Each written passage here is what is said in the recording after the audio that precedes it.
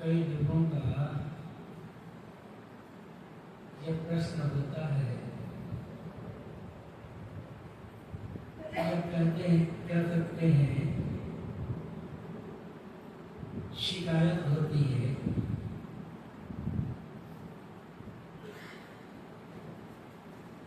कि प्रयत्न करने के बाद भी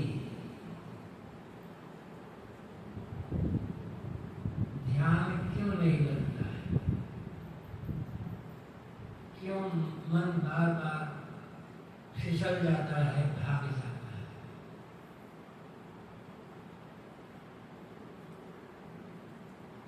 एक ही बात, एक चाहे से दो बात कहें चाहे एक बात कहें,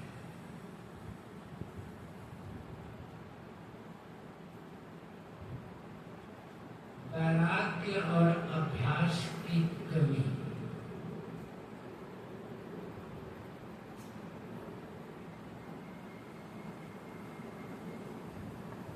बहुत पूर्व की, कई वर्ष पूर्व की बात है। बिहार के मुंगेर जिले के केंद्रे में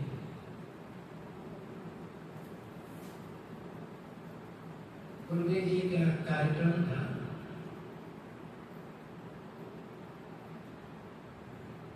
एक दिन शाम के समय मुंगेर से दो वकील गुरुदेव जी से मिलने के लिए,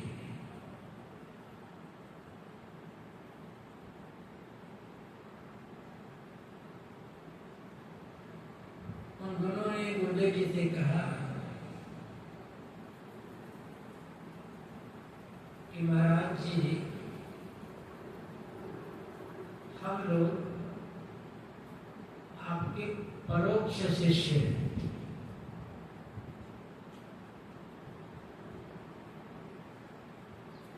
बहुत दिनों से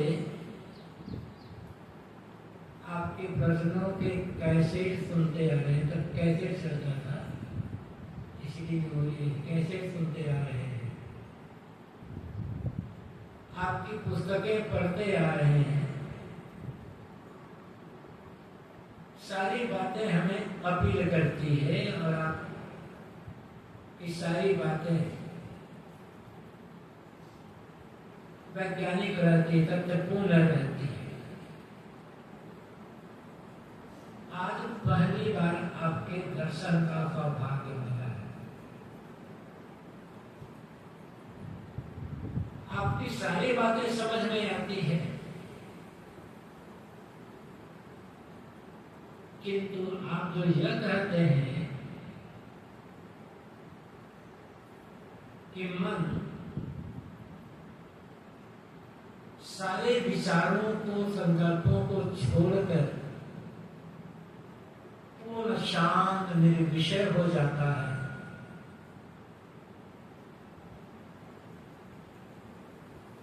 यह अनुभव में नहीं आता है।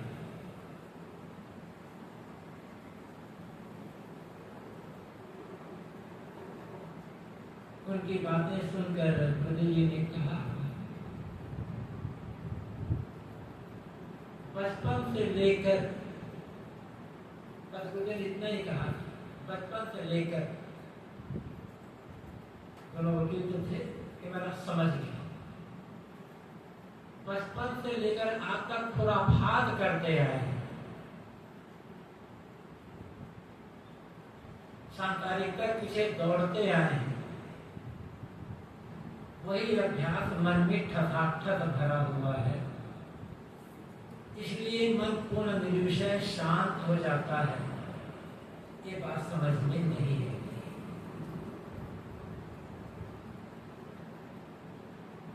मन एक समय में एक ही बात रहेगी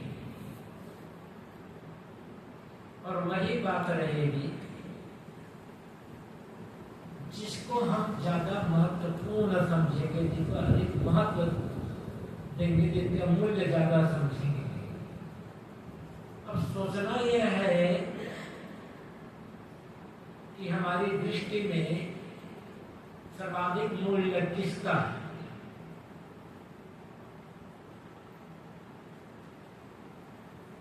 जबान से हम भले कुछ कहें,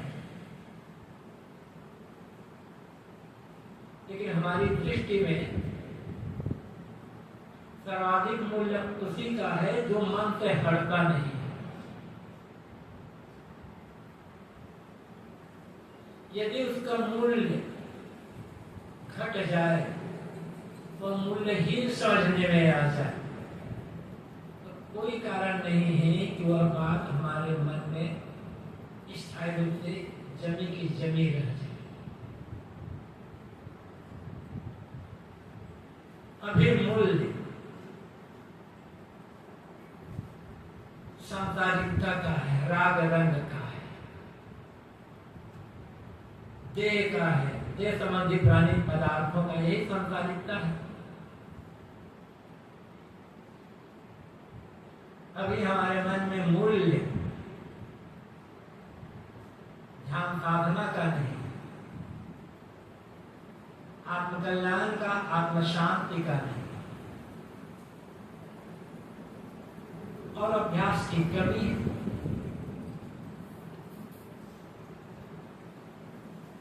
वर्षों का पुराना अभ्यास कुछ दिनों की साधना से या कुछ महीने और 1-2 वर्ष की साधना से दूर होने वाला नहीं है।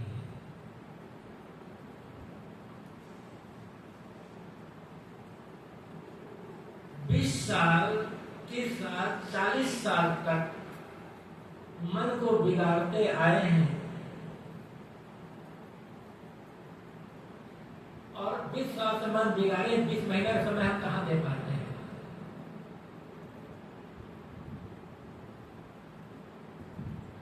एक आश्रम था, समय समय पर वहां सत्संग कार्यक्रम हुआ करते थे। एक बार छुट्टी का समय था तो एक सज्जन आए, शहर में रहते थे। 2-4 दिन रुके, जाने लगे तो वहां के जो गुरु जी थे उनसे मिले और कह रहा, मैं भी चाहता हूं कि मेरा मन पूर्ण शांत हो जाए, मुझे सत्य का ज्ञान हो जाए। सत्य का ज्ञान पाने के लिए, आत्मज्ञान पाने के लिए, आत्मा शांति के लिए मुझे क्या करना चाहिए? मुझे भी कुछ बताइए।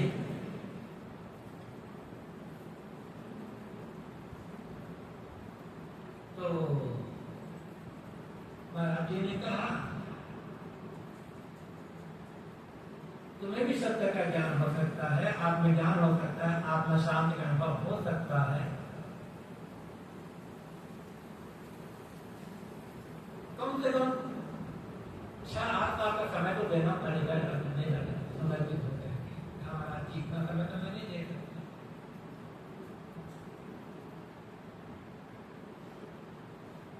महाराज जी ने कहा 6-8 साल समय नहीं दे सकते तो 6-8 महीने का समय दे दो, आश्रम में रहो, संतों का सेवा साधना अभ्यास का काम करते रहो।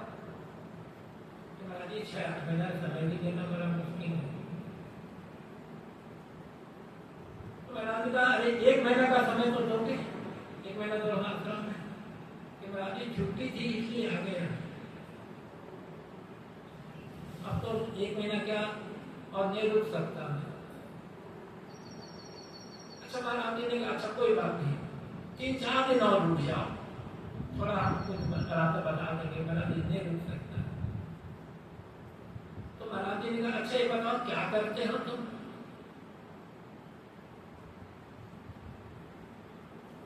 क्या महाराज जी वकील हूं, वकालत करता हूं।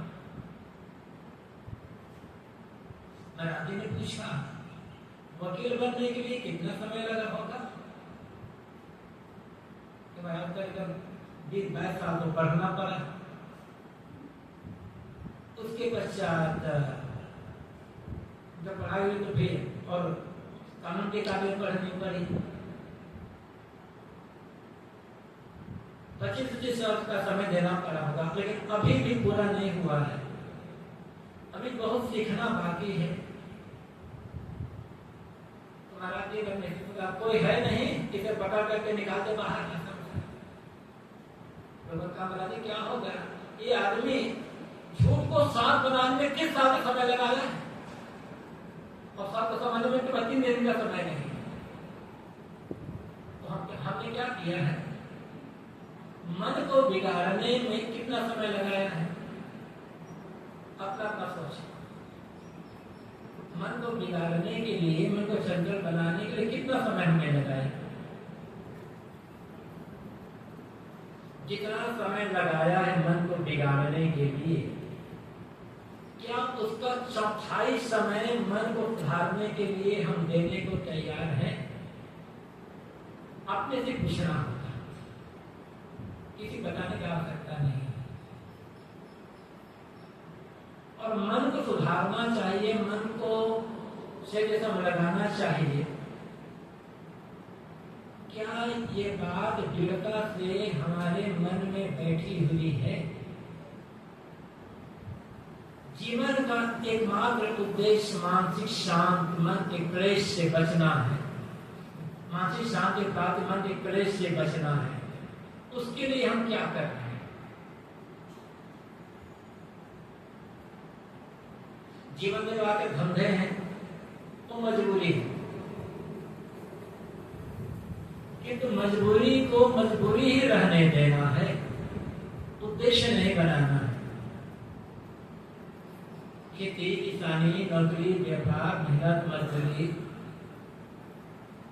और भी कुछ भी जीवन में आगे जितने भी धंधे हैं, ये मजबूरी है, किंतु हमने इनको उद्देश्य बना लिया। जीवन पर्यंत संयम से नहीं रह पाए, विवाह शादी किए, बाल बच्चे पैदा हुए, तो बाल बच्चों को लिखाना, पढ़ाना, योग्य बनाना आपका कर्तव्य है, उद्देश्य नहीं, जीवन का लक्ष्य नहीं।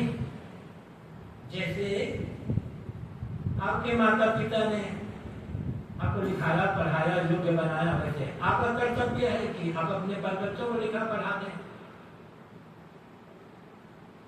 उन्हें रास्ता बता दें, किंतु वो कर्तव्य है, आपका उद्देश्य नहीं है। रात दिन उसी के बारे में सोचते रहना, उसी के पीछे डूबे रहना, ये उद्देश्य नहीं है। उद्देश्य दूसरा है। अब गुरुदेव जी कहा करते थे, मानव जीवन का उद्देश्य निर्धारित नहीं करना है, पूर्व से निर्धारित है, और वह है आत्म शांति, आत्म कल्याण, अपने आप को सारे बंधन छोड़ाकर पूर्ण निर्बंध हो जाना।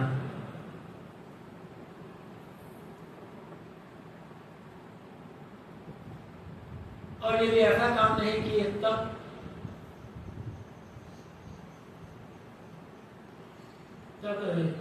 सुंदर जो जीवन मिला इसे व्यर्थ में हमने खो दिए।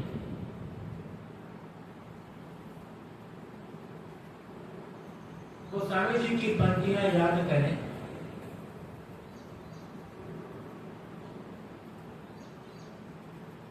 यही तब भर विषय न भाई, स्वर्ग स्वल्प अंत दुखदायी।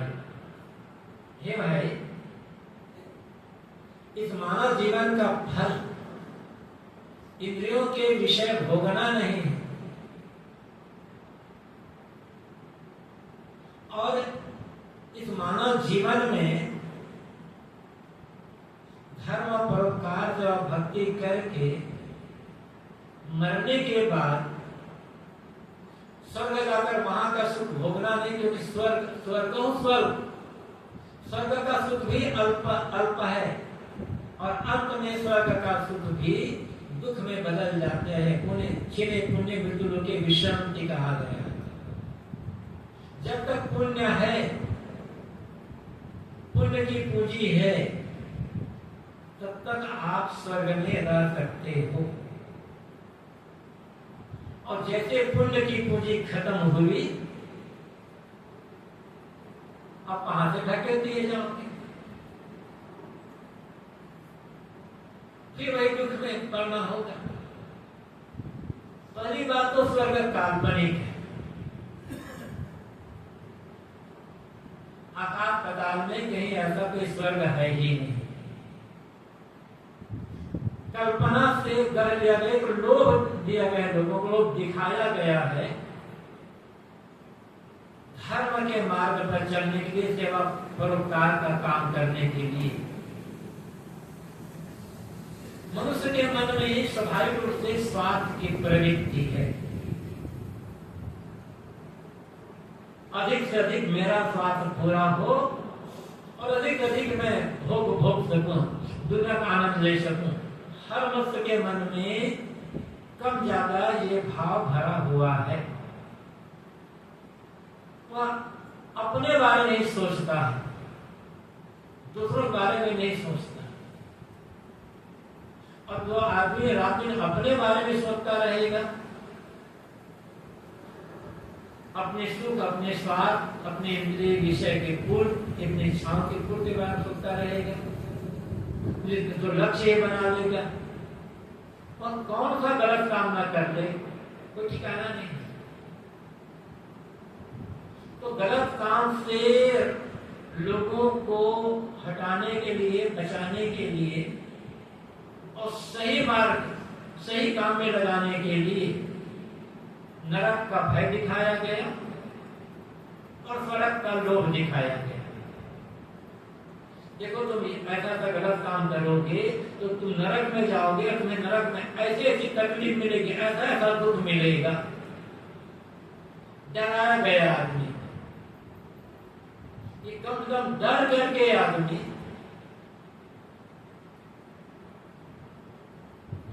गलत काम करना छोड़ दे। और लोभ दिया गया स्वर्ग का कि ऐसा तुम धर्म करोगे, सेवा करोगे, परोपकार करोगे, जिन दुखियों की भलाई का काम करोगे तो तुम्हारे पुण्य की वृद्धि होगी, और जो तुम आज करोगे तो 100 गुना तुम्हें जागत में स्वर्ग में मिलेगा। एक लोभ दिखाया गया। और यदि करो, मान लो इस लोभ में, लोभ के कारण ही मरने का स्वर्ग पाने के लिए आदमी यदि कोई धर्म परमात्मा का काम करे तो भी अच्छा। कम से कम इस जीवन में गलत कर्मों से तो बचा रहेगा, दुनिया को तो नरक नहीं बनाएगा। लेकिन अंत में वहां भी संतोष नहीं होता। दुनिया के जो माने गए सुख हैं वो है क्या? यहाँ के सुखों को बढ़ा चढ़ा करके कहना। जो जो चीजें हम नहीं चाहते दुनिया में, उन चीजों को स्वर्ग से हटा दिया गया। आदमी रोग नहीं चाहता तो कहने लगे स्वर्ग में जाने वाला कभी रोगी नहीं होता, सदैव स्वस्थ ही रहता। दुनिया में आदमी सदैव जवान रहना चाहता, बूढ़ा नहीं होना चाहता, लेकिन जवानी रहती नहीं है, बुढ़ापा आता ही है। तो स्वर्ग में कहा गया कि वहां सदैव जवानी रहेगी। ये दुनिया में धरती पर भोगों को भोगते भोगते इंद्रियां शिथिल हो जाती है, शक्ति क्षय हो जाता है। तो कहा गया वहां कितना भी भोगों को भोगो, तुम्हारी इंद्रियां वैसे वैसे बलवान बनी रहेगी। एक अतिशयोक्ति कथन, अब वह भी है भी जैसे यहाँ का वैसे वहां का। एक तो काल्पनिक, और मान लो है तो भी साफ करते वहां से, या विचारा करते वहां से तुम्हें एक दिन गिरा दिया जाएगा, ढकेल दिया जाएगा, जब तुम्हारा पुण्य खत्म हो जाएगा तब, और अंत में फिर वही दुख आ जाएगा। मानव जीवन का उद्देश्य मरने पश्चात कि स्वर्ग में जाकर के वहां के भोगों का आनंद भोगना नहीं, कि इसी जीवन में ऐसा जीना जिससे सारे बंधन कटकर कल्याण की प्राप्ति। और ऐसा नहीं कि तब गोस्वामी जी क्या कहते हैं, जो न करे भवसागर नर समाज अतपार है, सोकृत निंदक मंद मत आत्म हन गधि जाए। ऐसा सुंदर मानव जीवन पाकर, मानव शरीर पाकर जो आदमी भवसागर से पार होने का काम नहीं करता, मतलब बंधन काटने का, कल्याण का काम नहीं करता, वह कृतनिंदक है, अपने ही किए हुए कर्मों की निंदा करने वाला, धर्म परमार्थ की निंदा करने वाला है। और मंदमति, मंद बुद्धि का है। आगे क्या कहते गोस्वामी जी, आत्महत्या, वो आदमी आत्महत्यारा है। यदि मानव जीवन पाकर सेवा भक्ति के रास्ते पर चलकर आत्मकल्याण का काम नहीं किए तो मानो आत्महत्या का काम कर रहे हैं। हम सब आत्महत्या हैं गोस्वामी जी के अनुसार। और कोई हमें कहते तुम आत्महत्या क्यों कर रहे हो, तुम्हें अच्छा नहीं लगेगा, लेकिन कर क्या रहे हैं इस सोचने की। इसलिए मैंने कहा था कि किसका मूल्य अधिक देते हैं, जिसका मूल्य अधिक समझ में आएगा वही हमारे मन में रहेगा। संसार का मूल्य समझ में आएगा तो संसार मन में रहेगा, ध्यान साधना का मूल्य समझ में आएगा, आत्मकल्याण का मूल्य समझ में आएगा तो वही मन में रहेगा। रखना किसको चाहते हैं, खुद निर्णय करना। और यदि संसार का मूल्य अधिक समझ में आ रहा है तभी शिकायत करना कि मन रुकता नहीं है गलत है। ये तो संसार ही स्थिर नहीं है, चल विचल है, परिवर्तनशील। अब परिवर्तनशील संसार में मन जोड़ करके मन को शांत रखने का काम करना संभव ही नहीं है। संसार है बाहर, तो बाहर के संसार को बाहर ही रहने दें, बाहर के संसार को भीतर न लाने। ये बाहर का संसार नहीं मानता है। पेड़ पौधे नदी नाले मकान दुकान रुके पैसे ये सब संसार है, ये कहाँ मानते हैं।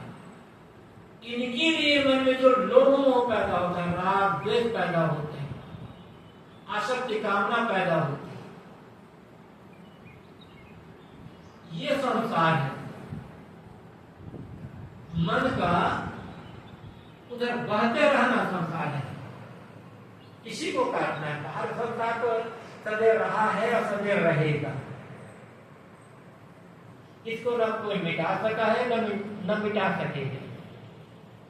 और बाहर का संसार रहने में हमारे कल्याण में कोई बाधा भी नहीं है। बाधा है भीतर का संसार, इच्छा कामना तृष्णा लोभ मोह राग द्वेष और आप कुछ भी नाम ले, ये संसार है। और इसको हम सदैव मन में बनाकर रखते हैं। कोई ना कोई इच्छा मन में रहती है हमारे। किसी के लिए मोह रहता है, किसी के लिए बैर रहता है। मन कभी खाली होता ही नहीं, तो कैसे रुकेगा मन? उतना समय भी हम नहीं देते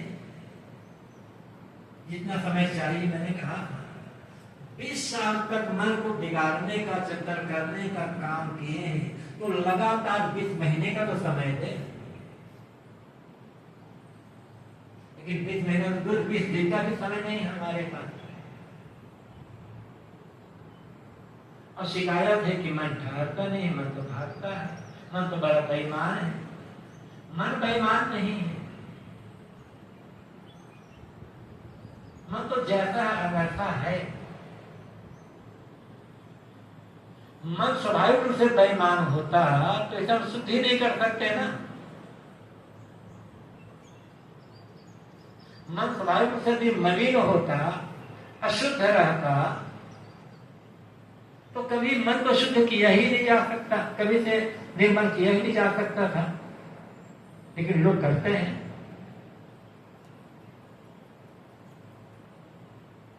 मन को बेईमान या अशुद्ध कहें, मलिन कहें, शैतान कहें, हमने बनाया है।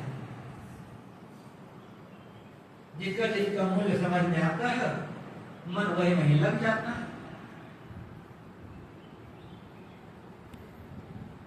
इसलिए मन को कोसने की आवश्यकता नहीं, मन को गाली देने की, मन बेईमान है, चंचल है, बदमाश है, कहने की आवश्यकता नहीं है।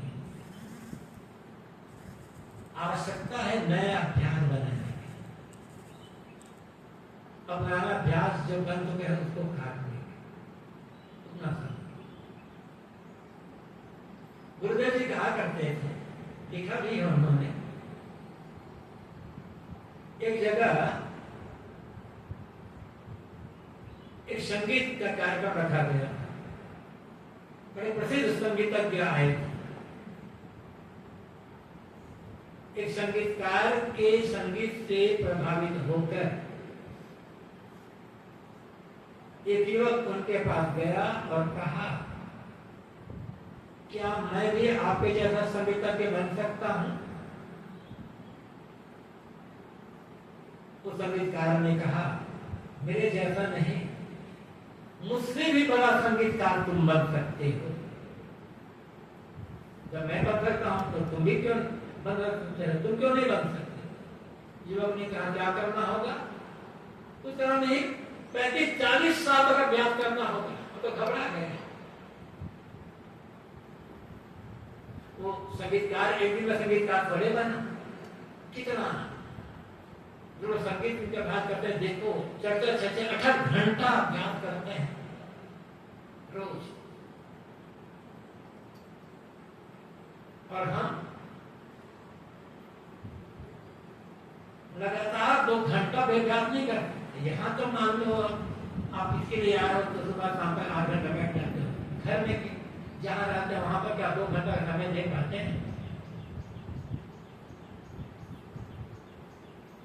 और के साथ साथ जो कुछ हम मन इंद्रियों से ग्रहण करते हैं, क्या वही ग्रहण करते हैं जो उचित और आवश्यक है? अनावश्यक और अनुचित विषय तो ग्रहण नहीं करते मन इंद्रियों से। ये सोचना, आंखें खुली, मतलब 5 ज्ञानेंद्रियां और मन, ये सभी बहिर्मुख, सब बाहर की ओर खुले। इनसे कोई ना कोई विषय ग्रहण होता रहता है, कोई ना कोई विषय इंद्रियों के सामने बने रहते हैं। शुद्ध है या अशुद्ध है जो ग्रहण कर रहे हैं, यह देखें। अशुद्ध विषयों को ग्रहण करते रहेंगे तो कभी मन नहीं की चंचलता दूर होगी, मन शांत नहीं होगा। जो आवश्यक है, उचित है और शुद्ध है, उनका ही ग्रहण। अशुद्ध, अनावश्यक, अनुचित है, उनका त्याग, उनसे उपेक्षा, उनकी वहां से लापरवाही। इसी के लिए छात्रों उपनिषद में नारद को आत्मज्ञान उपदेश देते हुए तुरंत नारद ने कहा है, आहार शुद्ध सत्व शुद्धि, सत्व शुद्ध ध्रुवा स्मृति, स्मृति लंघे सर्वग्रंथेनाम विप्रमोक्ष। आहार के शुद्ध हो जाने पर सत्व, अंतःकरण, मन शुद्ध होता, चाहे अंतःकरण का हो चाहे मन का। और अंतःकरण और मन के शुद्ध हो जाने पर स्मृतियां दृढ़ होती है, एक रस रहती है, जो सोचना चाहिए वही बात मन में रहती है। स्मृति लंबे सर्वग्रंथि नाम विप्रमुख्या, जब स्मृतियां सुदृढ़ हो जाती हैं तब सारी ग्रंथियों का विप्रमुख्या, पूरी तरह से सारी ग्रंथियां कट जाती हैं, टूट जाती हैं। आहार मन में, आदमी के मन में तमाम प्रकार की ग्रंथियां बनी हुई है, ईर्ष्या, द्वेष, राग, राग, मोह, माया और पता नहीं क्या क्या। यही ग्रंथियां बंधन का कारण है। टूटेगी कैसे? कहते हैं आहार शुद्ध, आहार, आहार, आहरण करना, ग्रहण करना, खींचना, लेना।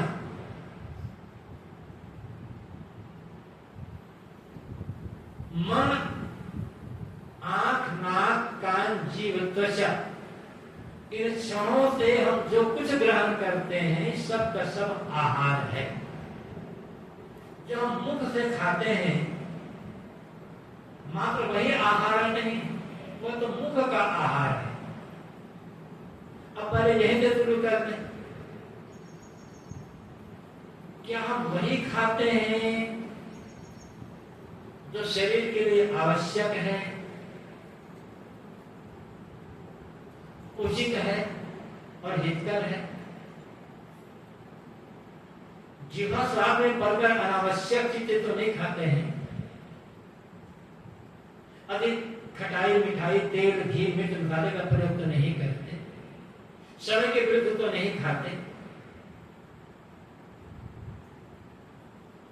गलत चीजें तो नहीं खाते। ये सोच लो,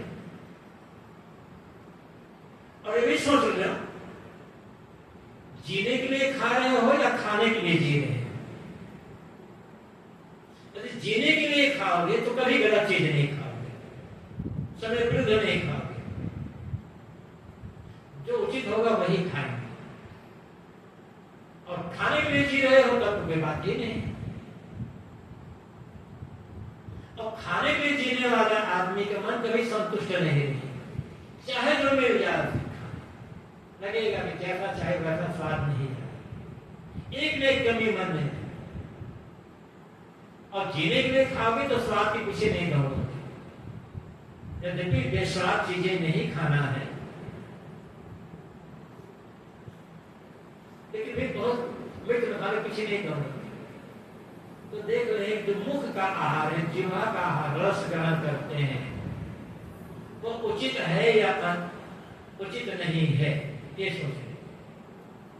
गलत चीजें खा खा करके, तामसिक भोजन, बासी भोजन खा खा कर कभी मन स्थिर नहीं हो सकता है।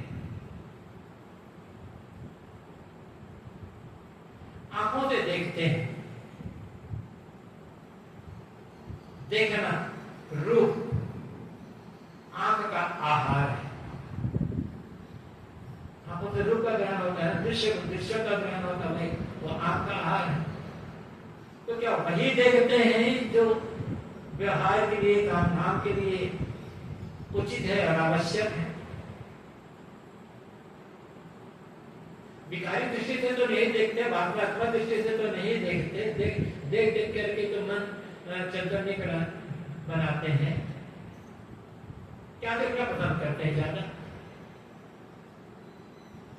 जो मन में रजोगुण पैदा करे, विकार पैदा करे, ऐसे दृश्यों को देखना ज्यादा अच्छा लगता है या जिसको देखने से मन में सात्विक भावना आए, रजोगुण घटे, सतोगुण बढ़े,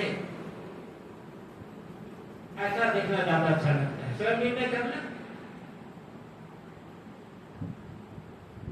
जिस देखने से, जिस दृश्य के ग्रहण करने से मन में रजोगुण की वृद्धि होती है, मन में उत्तेजना आती है, विकार पैदा होते हैं और उसके लिए प्रीता है। और शिकार क्या है? मन ठहरता नहीं, क्या ठहरेगा? जो सुनते हैं कान से, सुनना शब्द कान का आहार है। क्या सुनना अच्छा लगता है? अश्लील गीत, अश्लील वार्ता, निंदा स्तुति, दूसरों की बुराई, लड़ाई झगड़े की बात, या ज्ञान, विवेक, विचार, संयम, साधना, क्षमा, गम, संतोष, प्रेम की बात। निर्णय अपना को करना है ना। और अब तक जो सुनते आए हैं, रुचि किसके लिए रही?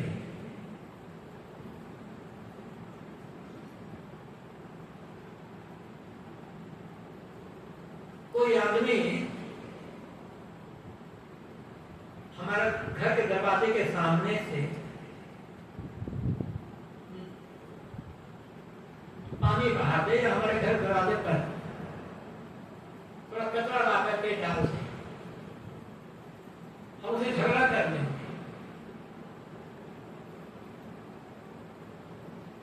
तो गाली गलौज मारपीट करने तैयार हो जाए, तो मेरे घर के सामने कचरा क्यों लाते? और याद रहे,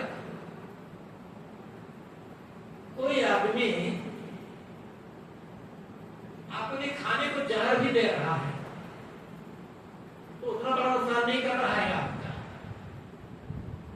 किंतु वह आदमी जो आपके कान के रास्ते से जहर घोल रहा है भीतर, वो बड़ा नुकसान कर रहा है। ये निंदा, दूसरी बुराई हमारे सामने कर रहा है, क्या कर रहा है? कान के रास्ते से जहर का घोल रहा है। और बड़े प्रेम से सुनते हैं, वो कचरा बड़े प्रेम से स्वीकार करते हैं। जिसकी बुराई कर रहा है वो आदमी बुरा है या नहीं, हमें मालूम नहीं, लेकिन निंदा करने वाले, बुराई करने वाले बात सुन करके उस आदमी के लिए हम मन में बुरी भावना पैदा कर लेते हैं, बुरे विचार पैदा कर लेते हैं, और मिलते हैं तो वही निंदा का हमारे आदमी करता आदमी है। कितना बड़ा नुकसान करते हैं। निंदा सुनना तो पाप है ही, निंदा करना और महापाप, और दोनों में हमें बड़ा आनंद आता है। वो कहते हैं हम भगत हैं, हम सत्संगी हैं, हम साधक हैं, और शिकायत ये करते हैं मन ठहरता नहीं, कहाँ पे ठहरेगा? बाहर घर दरवाजे पर आकर कोई कचरा डाल दे, उसे साफ करने में कुछ सेकंड लगेगा, लेकिन किसी ने हमारे कान के रास्ते से भीतर तो कचरा डाल दिया ना, उसे साफ करने में कितना समय लगेगा? कभी सोचते हैं? और बड़े प्रेम से उस कचरे को स्वीकार करते हैं। फायदा क्या हो रहा है? अहंकार बढ़ता है। जब हम किसी बुराई सुनते हैं ना, तो उनसे मैं अच्छा हूं, यह अहंकार बढ़ता है। अहंकार वृद्धि के लिए, अपने अहंकार के पोषण के लिए कभी दूसरे की बुराई सुनने में, निंदा सुनने में बड़ा आनंद आता है। वो छोटा, मैं बड़ा। जब अहंकार बढ़ गया है तो मन शांत कहाँ रहेगा? मन तो भागेगा, मन तो इससे कभी हो गए नहीं, शुद्ध हो गए नहीं। तो कान से जो आहार ग्रहण कर रहे हैं वो आहार शुद्ध है या नहीं?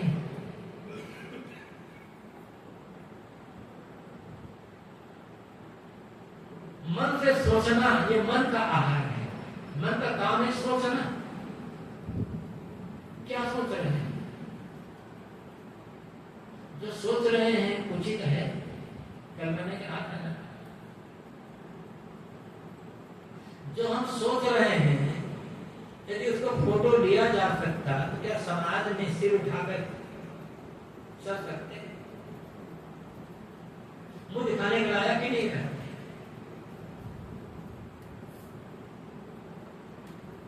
जब देखो तब नकारात्मक, जब देखो तब नकारात्मक, जब देखो तब आत्मनात्मक विचार में।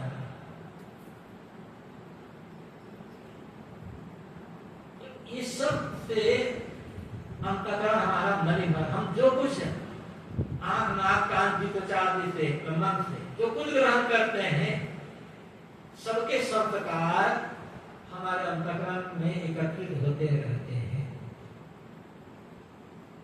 अशुद्ध विषयों का ग्रहण होगा, संस्कार अशुद्ध होंगे।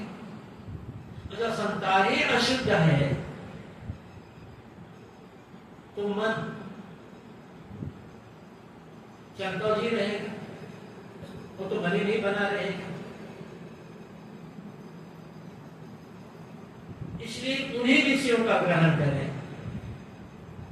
इंद्रियों का जो भी आहार है मन इंद्रियों का शुद्ध हो, सात्विक हो, ताकि जो संस्कार अंतःकरण में एकत्र होते हैं वो शुद्ध है।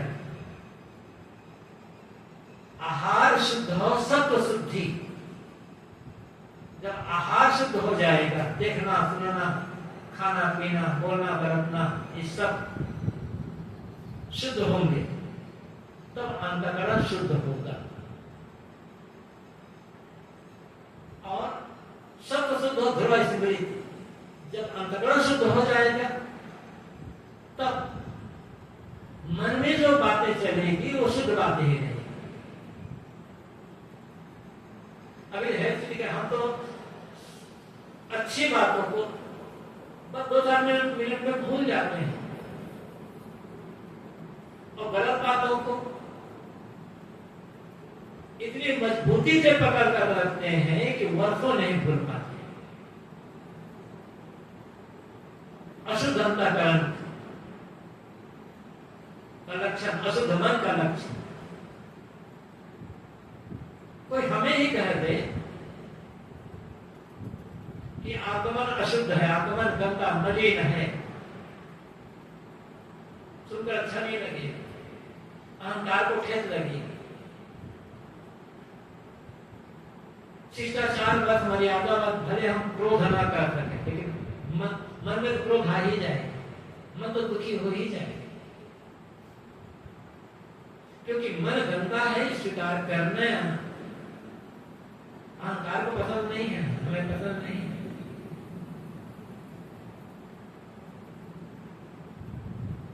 हम दिखावा यही करते हैं, हमारा मन बड़ा शुद्ध है, पवित्र है।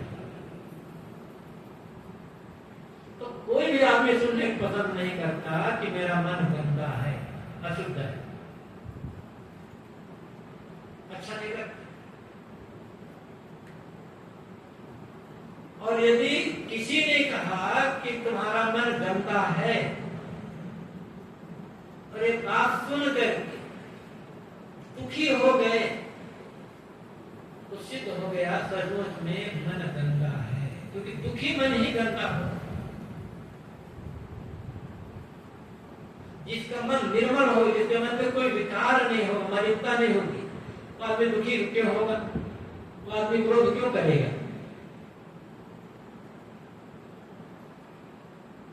और यदि मन गंदा नहीं है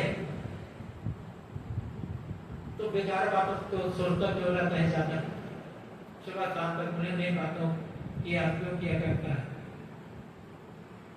अशुद्ध मन ही गलत बातों को याद करेंगे। शुद्ध मन का लक्षण ही है गलत बातों को जल्दी से जल्दी खारिज कर देना, मिटा देना उससे, और अच्छी बातों को याद करना। यही स्मृति का ध्रुव होना।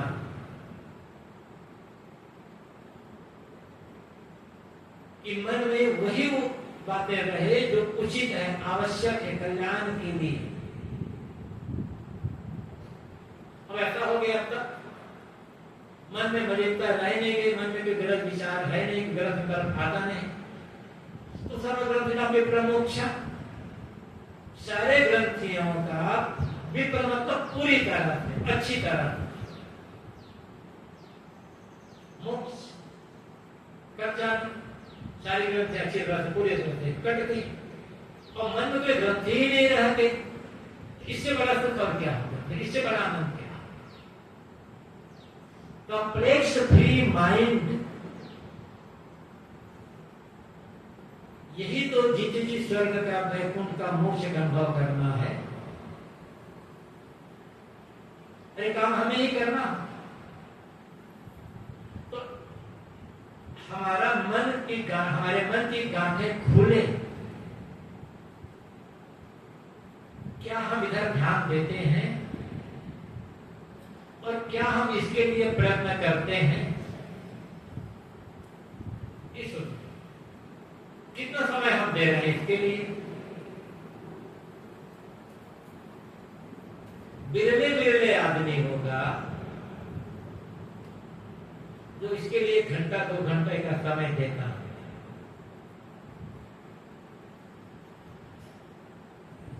और जो ज्यादा समय देगा उसके मन की गांठें धीरे धीरे खुलती ही जाएगी। हमने बनाई गांठों को तो हम ही खोल सकते हैं, हमें ही खोलना होगा। विभिन्न मत संप्रदाय में जो नाम जप है, माला जप है, माला फेरना, मंत्र जप है, उसका उद्देश्य भी यही। एक सज्जन पूछ रहे थे कि क्या मंत्र जपने से, माला जप फेरने से पाप करता है? अब कोई आदमी पाप भी करता जा रहा है, पाप पर पाप करता जा रहा है और माला भी फेर रहा है, मंत्र भी जप रहा है, तो उसके पाप क्यों कटेंगे? उसके पाप और बढ़ेंगे। धोखा में पड़ा हुआ है। किंतु आदमी पाप, पहले उससे पाप हो चुका है, वो तो साथ ही अज्ञान था, समझ नहीं थी, तो कई प्रकार की गलत काम कर ली, वो तो हो चुका है। लेकिन अब भूल मिल गई, समझ सही हो गई, दिशा सही मिल गई। अब मान लो वो बैराग के मार्ग पर नहीं चल पाता है, 1 घंटा बैठकर वह माला फेर रहा है, एकाग्रता पूर्वक किसी मंत्र का, किसी नाम का जप कर रहा है और उसी में उसका मन ठहरा हुआ है, एकाग्र है, तो उतने समय तक उसके मन में कोई नकारात्मकता नहीं आएगी, कोई विषय भावनात्मक बातें नहीं आएगी। पाप तो कटा है उतने समय तक, उतने समय का तो सदुपयोग हुआ है। अब कोई हाथ में माला भी जप रहा है और मुख से राम राम भी कर रहा है या कोई नाम जप रहा है और अंदर अंदर कुछ और बातें भी सोच रहा है, तो पाप क्यों कटेगा? माला तो करने फिरे, जीव फिरे मुख माई, मरवा तो 24 फिरे, यह तो मेरा मैं साहब को कहना पड़े के लिए हाथ में माला फिर रही है और मुख में जीव घूम रहा है, तो किसी मंत्र के नाम का जप कर रहा है, मंत्र सब तरफ घूम रहा है, तो ये सुमरन नहीं। कोई भी नाम हो, कोई भी मंत्र हो, उसमें मन एकाग्र है बिल्कुल, उतने समय तक सांसारिकता, राग रंग की बात मन में नहीं रहेगी, तो पाप ही कटा है, नकारात्मकता नहीं रहेगी। तो बात यह है, क्या हम अपने लिए समय निकालते हैं?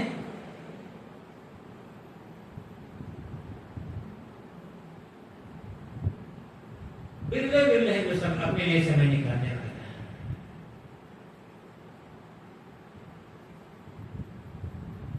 और तो रोज समय निकालेगा, रोज काम करेगा, धीरे धीरे निश्चित है उसके मन की मलिनता, चंचलता, बैरमुखता दूर होती जाएगी। दिल अभ्यास चाहिए, लगन समर्पण चाहिए। बिना समर्पण के काम नहीं होगा। तीव्र लगन है, तीव्र लगन। श्री विकास साहब ने कहा है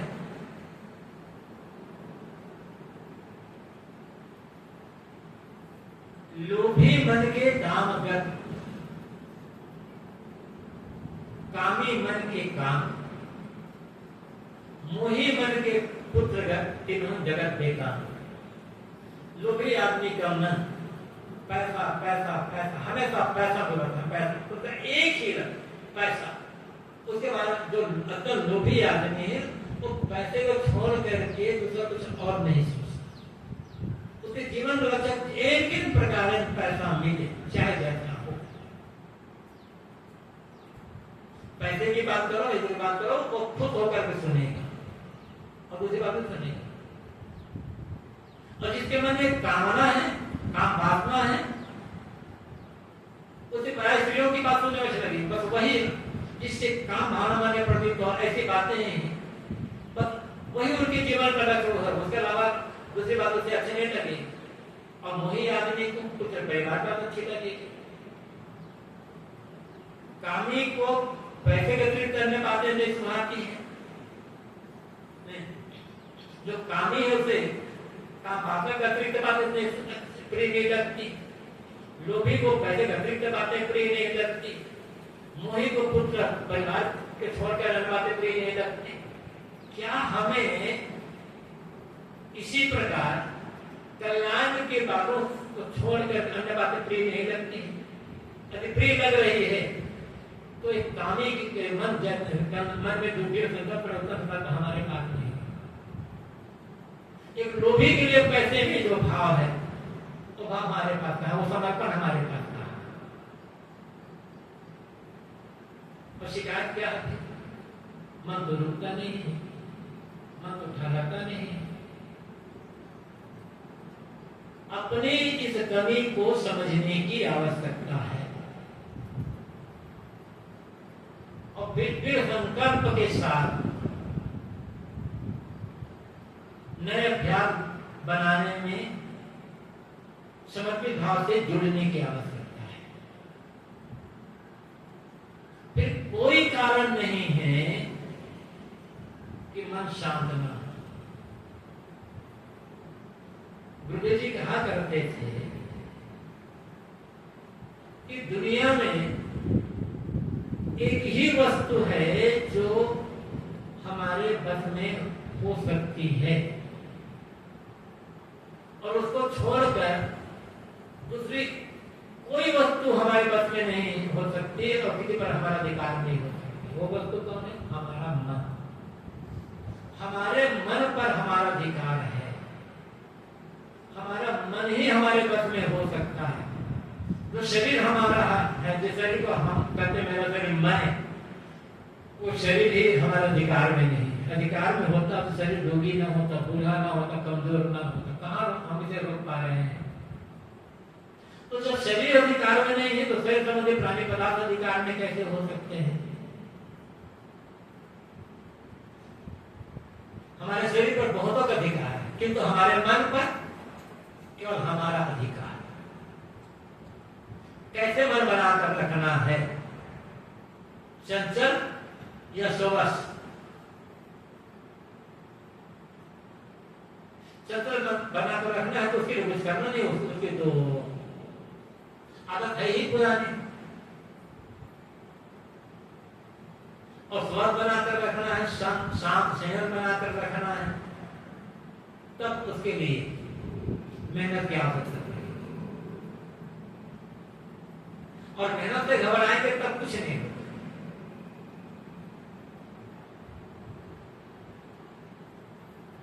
जितनी मेहनत संसार के लोगों को खुश करने में है उसका 100वां हिस्सा मेहनत मन को खुश करने में, मन को बस करने में नहीं है।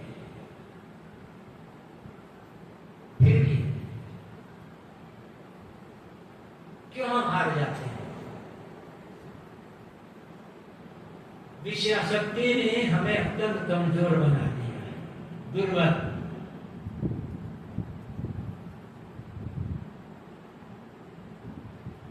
जब विषय शक्ति का त्याग हो जाए, विषय शक्ति का त्याग ही तो वैराग्य है, घर छोड़ना वैराग्य नहीं। विषयों की जो आसक्ति है, इस आसक्ति का त्याग वैराग्य है। और इसके लिए ऐसे ग्रंथ, ऐसे साहित्य तो बार बार अध्ययन मनन की आवश्यकता, ऐसी संगति की आवश्यकता है। और हर किसी के लिए, चाहे साधु हो तो गृहस्थ हो, आखिर गृहस्थ से भी तो दुख से मुक्ति चाहता है, अपने ढंग से उसे भी तो संयम की आवश्यकता है। गृहस्थ हो, विरक्त हो, सब मनुष्य हैं, सबको मन की शांति अभिष्ट, दुख की निवृत्ति और मन की शांति यही अभिष्ट है। और ये दोनों आत्मज्ञान पूर्वक अभ्यास और वैराग्य से संभव है। जितना हम करेंगे उतनी सफलता मिलेगी, और पूरा होकर के समर्पित हो जाए पूरी सफलता इसमें मिल सकती है, इसमें कोई दो राय नहीं। अहम शुद्ध चैतन्य ज्ञान स्वरूपम् अजरहम् अमरहम् अखण्डम् अनूपम् अहम शुद्ध चैतन्य ज्ञान स्वरूपम् अजरहम् अमरहम् अखण्डम् अनूपम्